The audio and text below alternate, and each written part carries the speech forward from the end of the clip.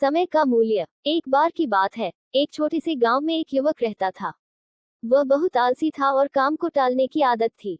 वह हमेशा अपने आवश्यक काम और कार्यों को देर करता था और लगातार स्थिति बनाता रहता था।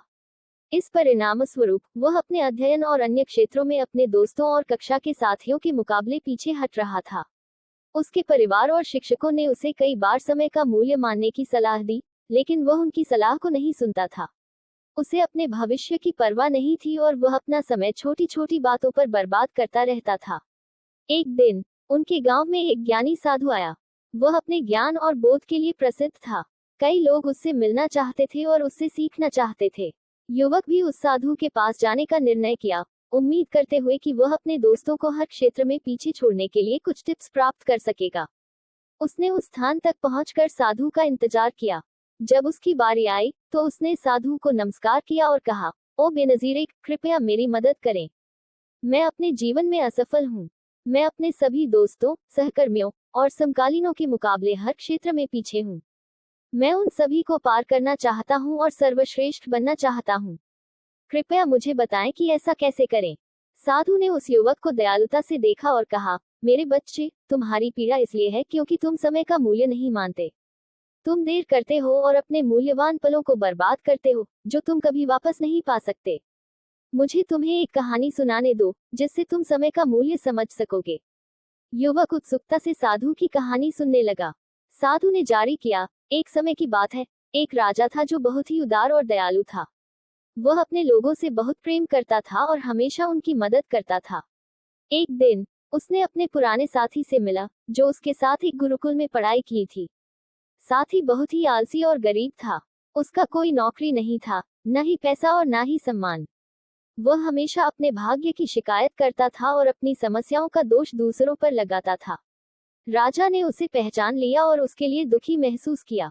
उसने उससे उसके जीवन और उसकी मुश्किलों के बारे में पूछा। साथ ही दुखी होकर बोला, राजा, मुझे नहीं पता कि लोग मुझसे क्यों कहते हैं कि मैं कुछ नहीं कर सकता। जब मैं नौकरी के लिए जाता हूँ तो हर कोई मुझे मना कर देता है। मेरे दुश्मनों ने सबको बता दिया है कि मैं कभी समय पर कोई काम नहीं करता। मुझे समझ नहीं आता कि मैं क्या करूं। राजा ने कहा, चलो एक सौदा करते हैं। सूर्यास्त से पहले तुम मेरे खजाने में आओ और जितना सोना और रत्न तुम्हारे साथ जा सके वह सब तुम्हारा होगा। साथ ही बहुत खुश हो गया और राजा को धन्यवाद दिया। उसने अपने घर जाकर अपनी पत्नी को सब कुछ बताया।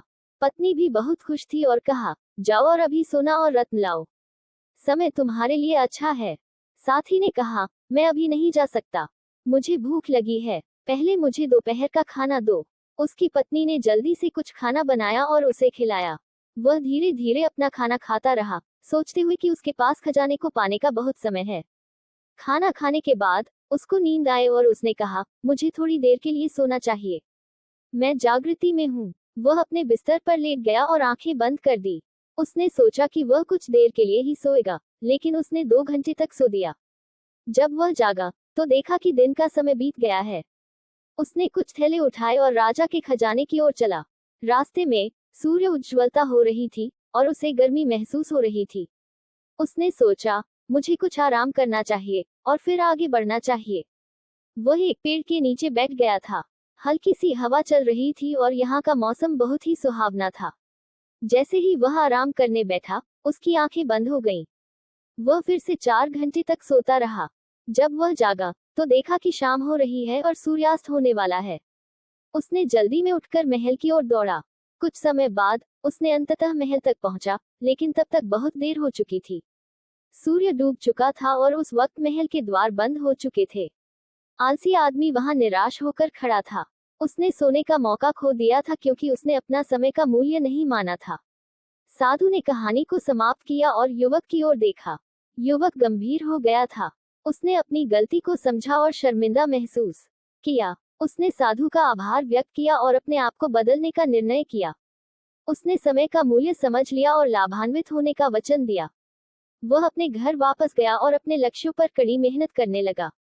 उसने आलस्य को छोड़ दिया और अधिक उत्पादक और सफल बन गया। वह भी अधिक खुश और अपने दोस्तों और परिवार द्वारा अधिक सम्मानित हो गया। यदि हम अपने जीवन में देखें तो हम पाएंगे कि समय सोने की तरह है। ये हमारे पास सबसे कीमती चीज है। हमारे जीवन में हमारे पास केवल सीमित समय होता है और हमें इसे बुद्धिमत्ता से और उत्पादक रूप से उपयोग करना चाहिए। हमें उन बातों पर समय बर्बाद नहीं करना चाहिए जो महत्वपूर्ण नहीं होती हैं, बल्कि उन बातों पर ध्यान केंद्रित करना चाहिए जो महत्वपूर्ण होती हैं। हमें अपने काम और कार्यों को विलंबित नहीं करना चाहिए, बल्कि हमें उन्हें समय पर और गुणवत्ता के साथ करना चाहिए। एक प्रसिद्ध कहावत है, यदि आप अपने समय का मूल्य मानते हैं, तो समय भी आपका मूल्य मानेगा। लेकिन अगर आप अपने समय को बर्बाद करते हैं, तो समय आपके पूरे जीवन को बर्बाद कर देगा। हम अपने जीवन में कुछ भी हासिल कर सकते हैं अपने समय का बुद्धिमत्ता से उपयोग करके। लेकिन अगर हम अपना समय बर्बाद करते हैं, तो हम अपने अवसरों को खो देंगे और बाद में पछताएंगे। एक यात्री से 1 मिनट की मूल्य सीखो, जिसने अपनी ट्रेन गंवा दी थी, और एक विद्यार्थी से 1 साल की मूल्य सीखो, जिसने अपनी वार्षिक परीक्षा में फेल हो गया था। वे लोग जो अपने समय का मूल्य मानते हैं, वे अपने जीवन में कुछ भी हासिल कर सकते हैं। लेकिन जो लोग अपने समय का मूल्य नहीं मानते, वे अपने जीवन में असफल हो जाते हैं। अगर आप अपने जीवन में कुछ करना चाहते हैं, तो कभी भी आलस्य और टाल मटोल करने की आदत न बनाएं। अन्यथा किसी दिन आप पछताएंगे, जैसे उस आलसी आदमी ने सूर्यास्त से पहले महल तक पहुंचने का मौका गंवा दिया था। इसलिए हमेशा अपना समय बुद्धिमत्ता से उपयोग करें। अपने परिवार और दोस्तों के साथ छोटे छोटे पलों का आनंद लें। ऐसा करके आप न केवल अपने लक्ष्यों और सपनों को पूरा करेंगे, बल्कि एक पूर्णता और संतोषपूर्ण जीवन भी जिएंगे। निष्कर्ष, इस कहानी ने हमें समय के मूल्य को समझाया है और यह सिद्ध किया है कि आलस्य और टाल मटोल से हमारे अवसरों को कैसे नुकसान पहुंच सकता है। हमें अपने जीवन को अधिक सकारात्मक और उत्कृष्ट बनाने के लिए समय का सही तरीके से उपयोग करना चाहिए। अगर आपको हमारी स्टोरी अच्छी लगी हो तो वीडियो को लाइक एंड शेयर करें।